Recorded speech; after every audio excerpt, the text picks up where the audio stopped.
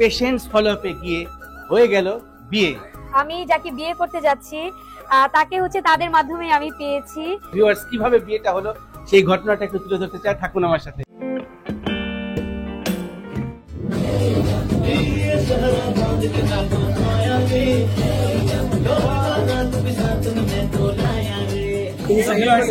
খেয়াল করছেন যে বর আমাদের ভাগ্যে প্রণব ইতিমধ্যে তাকে বরণ করে নেওয়া হলো।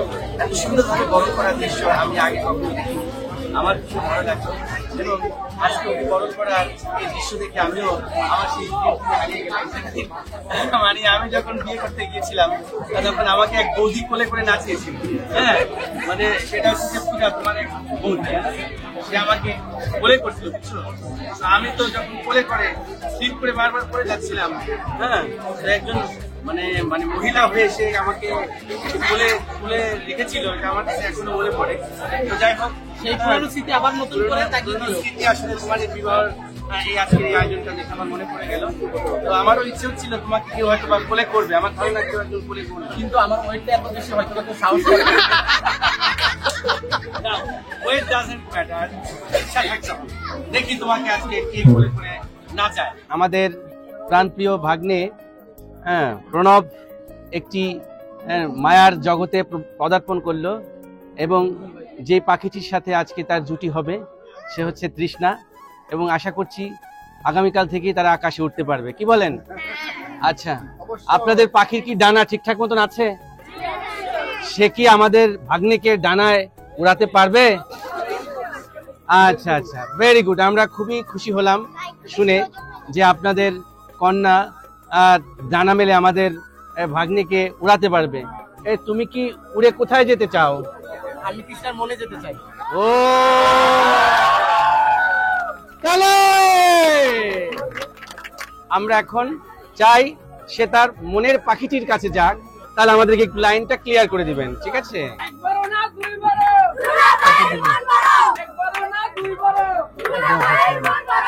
আমরা যে সুন্দর একটা বর এনেছি আপনাদের জন্য, আমার মনে হয় হ্যাঁ টাকার কাছে মানে আমাদের বরের কাছে টাকা কিছুই না।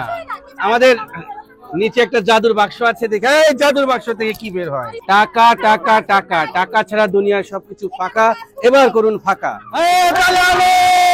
আমি এবং আমার পুরো পরিবার নিয়ে আমি একটি বিয়েতে অ্যাটেন্ড করতে এসেছি, এবং যে বিয়েতে আমি এসেছি সেই বিয়েটা হয়েছে আমারই এক সম্মানিত পেশেন্ট, যার নাম হচ্ছে তৃষ্ণা। এই তৃষ্ণাকে নিয়ে কিন্তু এর আগে অনেক ভিডিও আপনারা দেখেছেন। আজকে কিন্তু তৃষ্ণা একটা অন্যরকম সাজে আছে।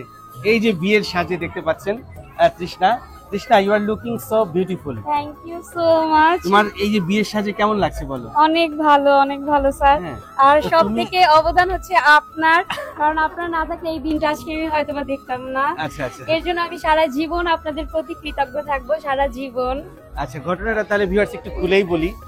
মূলত তৃষ্ণা আমার কাছে আজ থেকে প্রায় 2.5 বছর আগে, তাই না? 2.5 বছর হয়ে গেল। 2.5 বছর আগে আমার চেম্বারে একদিন আসে। মূলত ওর কিছু নাকের সমস্যা ছিল, তো সেই সমস্যাটার সমাধান করতে যে একটি পারিবারিক বন্ধন তৈরি হয়ে গেল, এবং পারিবারিক বন্ধনের একটি পর্যায়ে আমি রেগুলার বেসিসে যে কাজটি করে থাকি patient follow up in house, সেই আয়োজনে যখন আমি ওদের বাড়িতে যাই, তো আমার একজন ভাগ্নে, ওর নাম হচ্ছে প্রণব, হঠাৎ করে আমাকে বললো যে মামা আমি আপনার সাথে আপনার পেশেন্ট ফলো আপ ইন হাউসে যাবো, খুব ইন্টারেস্টিং ঘটনা, আমার খুব ভালো লাগে, আমি যেতে চাই আপনার সাথে পেশেন্ট ফলো আপ ইন হাউসে। আমি আসলে ওর কথা রাখলাম এবং যথারীতি আমার সঙ্গে নিয়ে গেলাম। এই হচ্ছে সেই তৃষ্ণা রানী, যার কথাই কিন্তু আমরা এতক্ষণ বলছিলাম। Congratulation for your successful surgery. একটু মিষ্টি মুখ হবে আজকে। আর তোমার ম্যাডাম তোমার জন্য একটি ড্রেস পছন্দ করে এনেছে, এবং আমার রিকোয়েস্ট থাকবে তুমি ড্রেসটা পরে আমাদেরকে একটু দেখাবে। ও মাই গড। আমি একটি শাড়ি পছন্দ করেছি আপনার জন্য। আমার মনে হয় যে এই শাড়িটা পরলে আপনাকে অনেক সুন্দর লাগবে, এবং আমি চাই আপনি আজকে শাড়িটি পরে আমাকে কিন্তু দেখাবেন, ঠিক আছে? এই ম্যালিয়াস পরিবারের প্রত্যেকটি মানুষ হচ্ছে আমার প্রিয়, প্রত্যেকটি মানুষ হচ্ছে আমার ভালোবাসা, যে কারণে এই আয়োজনটুকু করে থাকি শুধুমাত্র আমার রোগীদের জন্য, patients follow up in house. আপনারা নিশ্চয়ই খেয়াল করছেন আমি এখন একটি অস্থায়ী চেম্বার সাজিয়ে বসে আছি। এটি মূলত তৃষ্ণাদের বাসা। ওরা রেডি হচ্ছে। ওয়াও, তৃষ্ণা মাসিমা, really both of you looking so gorgeous today. অনেক সুন্দর ড্রেসটা, তো আমি পরার পরে আয়নার দিকে তাকিয়েছিলাম, এত সুন্দর। শাড়িটাও খুব সুন্দর হয়েছে, সুন্দর হয়েছে? খুবই সুন্দর হয়েছে। আমারও ভীষণ ভালো ছিল লাগছে। যে তার নাকি অনেক পছন্দ হয়েছে কালারটা। তাই না? হ্যাঁ। 2023 সালের নভেম্বর মাসের 14 তারিখে তুমি ফার্স্ট আমার কাছে এসেছিলে এবং যে কমপ্লেইনগুলো লেখা আছে, অপারেশনের আগে তোমার কি কি সমস্যা বোধ হতো? স্যার সত্যি বলতে কি, আমি সুস্থ হওয়ার পরে সবকিছু ভুলেই গেছি। আগে যে কেমন ছিলাম, কি কি করতাম, ওগুলো এখন মনেই পড়তেছে না। That's funny really. আসলে এটা অবশ্যই আমি চাই যে সমস্যাগুলো ভুলিয়ে দিতে রোগীদেরকে, অর্থাৎ কষ্টের কথা যেন তার মনে না থাকে। তারপরও একটু চিন্তা করো তো দেখি, নাকি মাসিমার মনে আছে নাকি? হ্যাঁ, তার মনে আছে। আচ্ছা, মনে আছে না? আচ্ছা আচ্ছা, তাহলে একটু মাসিমার মুখ থেকে শুনি তৃষ্ণা আসলে কি কি কষ্ট উপভোগ করতো। ও সব সময় ওই মাথা ব্যথা হতো হ্যাঁ। এবং নাক দিয়া খালি পানি পড়তো সব আচ্ছা। সময়। আর কোনো রৌদে টৌদে কোনো জায়গায় বাইরে যাইতে পারতো না, হ্যাঁ, হ্যাঁ। আর খালি কান্না করতো আর হাসি ছিল এই, আর ঘর ময়লায় ই করে ফেলাইতো, টিস্যু, খালি টিস্যু, খালি টিস্যু আর মানে টিস্যু। টিস্যুর বক্স শেষ হয়ে হ্যাঁ। গেছে, এরকম একটা অবস্থা। 5 দিনও যেত না একটা যাইতো না। টিস্যুর বক্স। হ্যাঁ মানে এত পরিমাণ সর্দি করতো, হ্যাঁ আর নাক বন্ধ থাকতো, নাক মানে মাথা ভার থাকতো, হ্যাঁ। তারপর হাঁচি একবার দিলে 10 বার দিতে থাকতাম এরকম। মানে হাঁচির যন্ত্রণায় আমার সাথে কেউ কথাও বলতো না। কিন্তু স্যার অপারেশন করার পরে, যেই অপারেশন রুম থেকে আর কি আমাকে বের করছে, জ্ঞান ফিরছে, মানে আমার কাছে মনে হয় কি যে হাঁচি মনে হয় এই আসবে আসবে এরকম। কিন্তু ওই তারপর থেকে এখন পর্যন্ত মানে আমি এখনো হাঁচি দেই না, আমার কখনো নাক বন্ধ হয় না। মানে এই যে আমি এখন স্বাভাবিক, আমি যতই রোদ বৃষ্টি শীত, মানে আমার মাথা ব্যথাও করে না, মানে আমার পুরো মাথাটা মনে কি হালকা। আর সব থেকে বড় জিনিস যেটা, আমি নিঃশ্বাস নিলে মনে হয় কি একদম ভিতর থেকে মানে নিঃশ্বাসটা আসে এরকম। আর এর আগে আমার মনে পড়ে না যে আমি জন্মের পর কোনোদিন ঠিকভাবে নিঃশ্বাস নিতে পারছি কিনা। মুখ থেকে নিঃশ্বাস নিতাম এবং হা করে ঘুমাতাম এরকম। মূলত ও যখন আমার কাছে আসে তখন আমি তার রোগটা নির্ণয় করি এবং দেখি যে ওর নাকের মধ্যে হাড় বাঁকা রয়েছে এবং মাংসগুলো ফুলে আছে।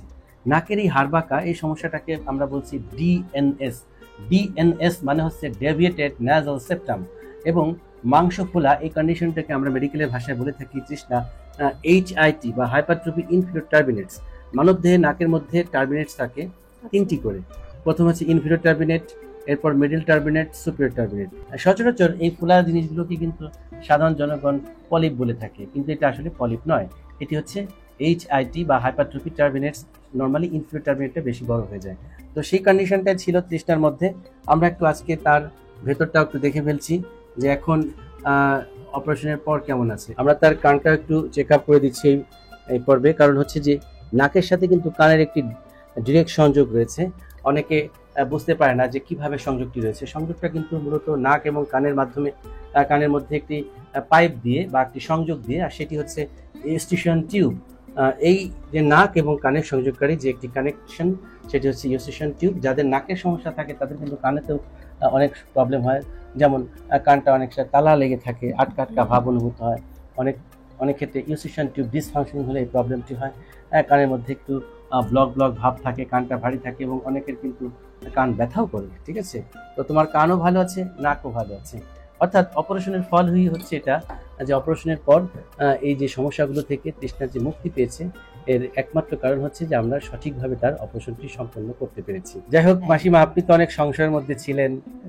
আপনি যখন অনেক চিন্তা করতাম এই অপারেশন নিয়ে। থিয়েটারে ঢোকার পূর্বে আপনি আমার হাতটি ধরে বলেছিলেন যে আমার একমাত্র মেয়ে। তখন তো আমার খুবই খারাপ লাগছে যে মেয়ে ও জায়গায় ঢুকবে, ওরে ই করবে, অজ্ঞান করবে, ওর কি অবস্থায় কি হয় কি না হয়, আমরা খুবই টেনশনে ছিলাম। এখন খুবই ভালো লাগে, যা ভাষায় প্রকাশ করা যাবে না। এটা এককালে 100-তে 100।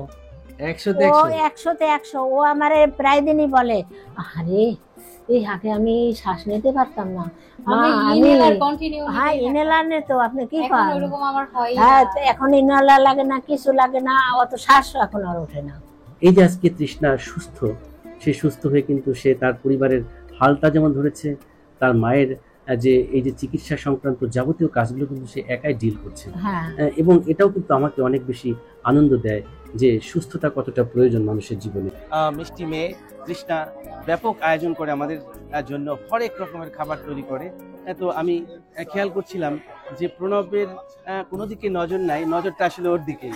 আমি তখন একটু হালকা টের পেয়েছিলাম যে ঘটনাটা কি, প্রণব কেন এভাবে তন্ময় হয়ে তাকিয়ে আছে। কিন্তু সেই রিয়াকশন যে এক পর্যায়ে এই পর্যায়ে পৌঁছাবে সেটা আমার জানা ছিল না। হঠাৎ করে কিছুদিন পর জানতে পারলাম যে প্রণব এবং তৃষ্ণা ওদের মধ্যে একটি চমৎকার সম্পর্ক তৈরি হয়েছে, এবং সেই সম্পর্কটা হচ্ছে একটি ভালোবাসার সম্পর্ক। আর সেই সম্পর্কের আজকের সেই চূড়ান্ত অধ্যায়, যে অধ্যায় আজকে তাদের মধ্যে বিবাহ সম্পন্ন হতে যাচ্ছে। তো বর হচ্ছে আমার ভাগ্নে প্রণব, সে কিছুক্ষণের মধ্যেই হয়তো মঞ্চে আসবে। তবে তার আগেই আমি চিন্তা করলাম যে আমি আসলে কোন পক্ষের হব, আমি কি বর পক্ষের হব না কনের পক্ষের অবশ্যই হব? আমার তো পক্ষে যেহেতু আমার পেশেন্ট তৃষ্ণা, এই জন্য আমি দাবি করছি আমি কনের পক্ষের। ঠিক হ্যাঁ, আছে? ম্যাডাম হচ্ছে ছেলের পক্ষে, স্যার হচ্ছে আমার পক্ষে। আচ্ছা তৃষ্ণা, তোমার জন্য রয়েছে একটি গিফট, একটু খুলে দাও তো। আজকে তৃষ্ণার মানে খুব সুন্দর সুন্দর অর্নামেন্টস এর মাঝখানে আমাদের অর্নামেন্টসটাও জায়গা করে ওয়াও নেবেন। স্যার, অনেক ঠিক আছে? সুন্দর, অনেক অনেক সুন্দর। এটা তোমার জন্য, ছোটখাটো প্রোগ্রামগুলোতে যখন যাবে হ্যাঁ। সবসময় এটা ব্যবহার করবে। ঠিক থ্যাংক আছে? You sir. আর অনেক অনেক কৃতজ্ঞ আমি স্যার এবং ম্যাডামের প্রতি, কারণ তারা যদি না আমাকে আমার সাথে যদি না থাকতো তাহলে আজকে আমি এই দিনটা হয়তো বা আজকে দেখতে পারতাম না। কজ আমি যাকে বিয়ে করতে যাচ্ছি তাকে হচ্ছে তাদের মাধ্যমে আমি পেয়েছি, এবং আমি অনেক লাকি যে তার মতো হাজবেন্ড আমি আমার লাইফে পেয়েছি। Thank you so much. এই যে সুন্দর একটি জীবনে তৃষ্ণা পদার্পণ করতে যাচ্ছে, তাদের জীবনের আমি মনে করি সবচেয়ে সুন্দর মুহূর্ত। সেই মুহূর্তটাকে রাঙিয়ে তোলার জন্য আমরাও এসেছি, তৃষ্ণাকে ওয়েলকাম করার জন্য। আসলে আমরা মনে করি এটি একটি পারিবারিক বন্ধন, যে বন্ধনটা কিন্তু শেষ পর্যন্ত আর রোগীর মধ্যে সীমাবদ্ধ নেই। সেই বন্ধনটা হয়ে গেছে একেবারেই হৃদয়ের বন্ধন। আর সেই বন্ধন থেকে হয়েছে নতুন আরেকটি বন্ধন, হ্যাঁ। স্বামী স্ত্রীর বন্ধন হয়ে যাচ্ছে আমার ভাগ্নের সাথে তৃষ্ণার। আর এই জন্য আমি বলেছিলাম পেশেন্টস ফলো আপে গিয়ে হয়ে গেল বিয়ে। তৃষ্ণার জন্য সবাই আশীর্বাদ করুন। Thank you very much.